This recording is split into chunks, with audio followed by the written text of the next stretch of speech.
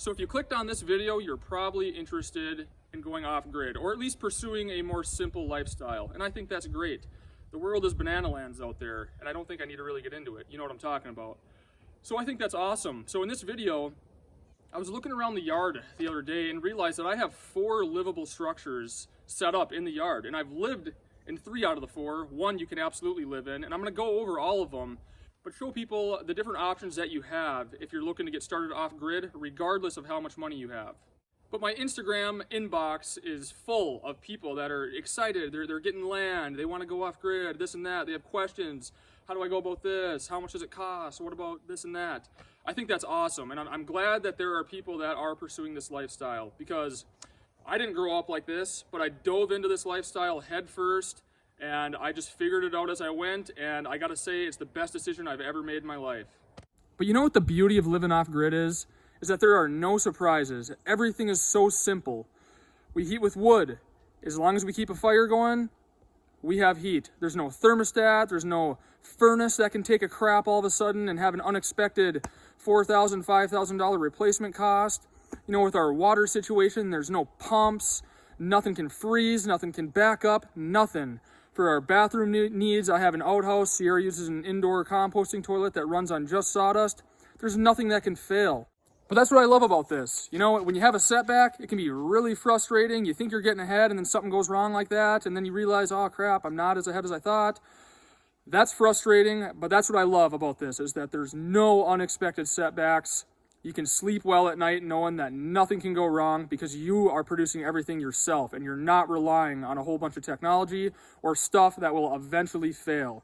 Because anything that is technology or has moving parts, there is no doubt it is going to fail at some point, and you're going to have to replace it. It's nice when it works, but when it doesn't, it can be really frustrating. So me, I just assume produce it myself and just do a little bit of work to know that I have that guarantee that everything is simple, no setbacks. And in my experience, I mean, one day it all just kind of hit me, you know, after doing this for a few years, I was like, wow, I am not tied to anything or anyone. You know, I'm producing my own water, I'm producing my own electricity, I'm producing my own heat, I'm building my own buildings. I mean, I'm really doing it, you know? And then once you get that taste of freedom and realize that you're kind of being pretty self-sufficient and you're not depending on having to go to a job to pay for all these things, once you get that freedom, that little taste of freedom, you won't ever want to go back. It's an incredible feeling. I recommend you try it. So probably the cheapest option that you have is a log cabin, and there is nothing more cozy than a log cabin. I built several of them. The beauty of a log cabin is if you have your land, you probably have trees to build a log cabin with, and you are gonna not be out any money in building materials. I built this for $125. This is a livable log cabin. I use this as a workshop. I have not lived in this, but I have lived in log cabins before, and they are so cozy. And like I said, the beauty of it is they're next to nothing in cost to build. This one was basically built with all wilderness materials.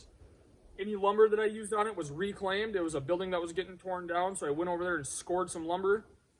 And it has a tarp for a roof, but you could live in this thing. And it's all wilderness materials, and you're not out much money. And the beauty of this is this might not be your dream, you know? You could build this, stay in it for a while.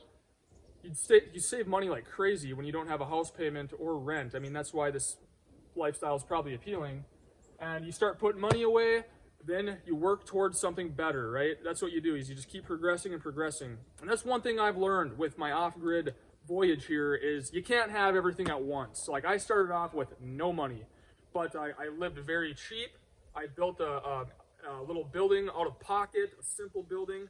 And when you don't have a mortgage or rent or a water bill or electric bill, you can put money away like crazy. It starts stacking up. I mean, you get to actually save your paychecks rather than it going straight to bills. I mean, it's awesome. But a log cabin is certainly an option you have. This one, as you guys saw in the build, does not have, it has just a dirt floor. You could live in it that way if you want to. Otherwise, you could just build a simple, easy floor for a couple $100 and you'd be out, you know, $325, but you would have a warm, dry, comfortable place to live in. And the nice thing is, once you work towards your better living situation, whatever your dream is, You got a nice outbuilding, maybe a workshop, maybe a bathhouse, who knows, a shed, I don't know. It's another building on your property. So it's a win-win, I think. Log cabin, like I said, the cheapest option that you can go with, I think. And you'd be surprised how cozy they are and how easy they are to build. And if you're a little intimidated by building a log cabin, I've done a couple of cabin builds on this channel. When I started this channel is when I was building my Minnesota log cabin. You can watch all those videos. That was a saddle notch log cabin. But this cabin here, button pass method, I just built it. There's a whole series laid out on it with multiple parts. You can watch it from beginning to end, and you will see that it is very easy to build. Anybody can do it, no matter what your construction experience is. So this is a good option if you're looking to get started for very cheap. But I'll just tell you right now, the first thing you got to figure out if you're looking to go off grid is your water situation. Water is everything. And if you grew up in a town or a city or someplace that had running water, you kind of take it for granted. And when you aren't able to go up to a faucet and just turn a handle and have water instantly, it takes a little bit of getting used to. But you got to figure out your water situation. Figure out when you're looking at your land if you've got a creek nearby, lake, whatever. If you can do a sandpoint well, or if you're going to have to drill a well. Rainwater, whatever. We have no well here. We collected rainwater this summer, and right now we're melting snow for our water. A well is in the future, but you can do without it. We do it probably the most hardcore way. I mean, collecting rainwater is fairly simple. Melting snow is labor intensive, but I enjoy it. It's something to do, and it doesn't take too much work to fill a stock pot up with snow and throw it on the wood stove, you know? So we probably do it the hardest way, but we've been doing it this way for years now, and it's doable, it works. But if you can afford a well or have a stream or anything right on your property, then that's the first thing you need to figure out.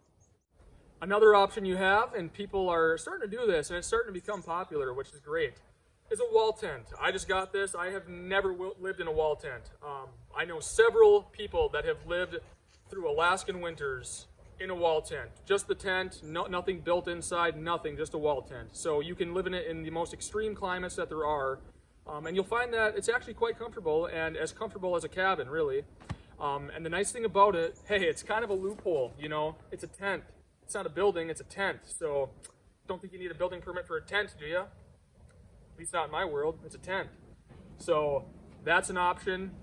They are a little bit spendy. I actually got this one from Walmart for $400 from Walmart.com. It's an Ozark Trail. It had pretty good reviews on it. So far, I'm thrilled with it. I love it.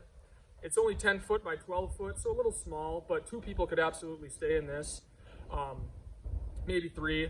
But there are some nice ones. They're going to be more expensive, but if you want to go bigger than 10 by 12, I would recommend it if you're going to be staying in it for a while, to just get a bigger one. It's going to run you about $1,000, maybe $2,000, somewhere in that range. You might have to shop around a little bit, but like I said, as comfortable as a cabin. You put a wood stove in this thing, you're set to go. So my tent is not set up for living. You could certainly live in this right now how it is, but there's some things you can do to really make these things comfortable. I just have the floor that came with it. It's just a PVC floor. But if you build a platform first and put a wall tent on top of that platform, maybe insulate the floor, that makes it way more comfortable. What a lot of people do is they'll build basically a cabin inside their tent. So you throw some 2x4s up along the walls, insulate it, throw some plywood up, and you basically, build a cabin inside the tent. Pretty sure you can get away with that as far as building codes and building permits go, because it looks like a tent from the outside, and who's really gonna come stick their nose in a tent, you know? So, I don't know. I think it's a loophole, but you can make it extremely comfortable. I personally know people that have lived through Alaskan winters in just a wall tent, just like this, with no extra insulation, nothing. So it's very doable, even in the most extreme climates. But like I said, you can set this thing up as comfortable as a cabin would ever be. And maybe, like I said before, maybe it's not your dream house, your dream cabin, but you can certainly have a very comfortable place to stay in while you save up and work towards your bigger goal. Another option that you have is a tiny house. Look at this tin shack, huh? Sierra and I lived in this for about 5 or 6 months over last winter, kind of while we were waiting to build our cabin that we live in now. The only thing I didn't like about this thing was the size. It's only 8 foot wide by 12 foot long, and we had a bathroom in it with a composting toilet and a shower, and we had a wood stove, so those took up a lot of space in there. So there was basically just a little narrow strip down the middle for you to walk around in. So there wasn't a whole lot of space, but absolutely doable. And like I said, you know, this wasn't our dream place, but we built it to get us on site here. That way we could keep saving money, and we knew that we were going to be getting into something better eventually, so it made it worth it.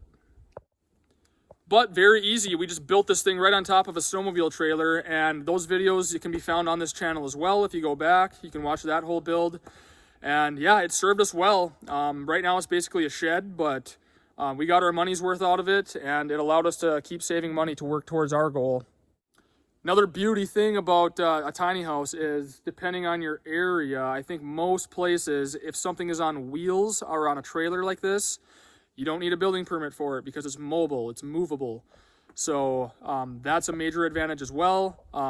If there's two of you, I recommend going a little bit bigger than 8 by 12 if you're gonna have a bathroom inside and a wood stove and all that. But they make bigger trailers, but it's a good option. You know, like I said, might not be your dream, but it gets you on site and will allow you to start living the lifestyle and work towards something better.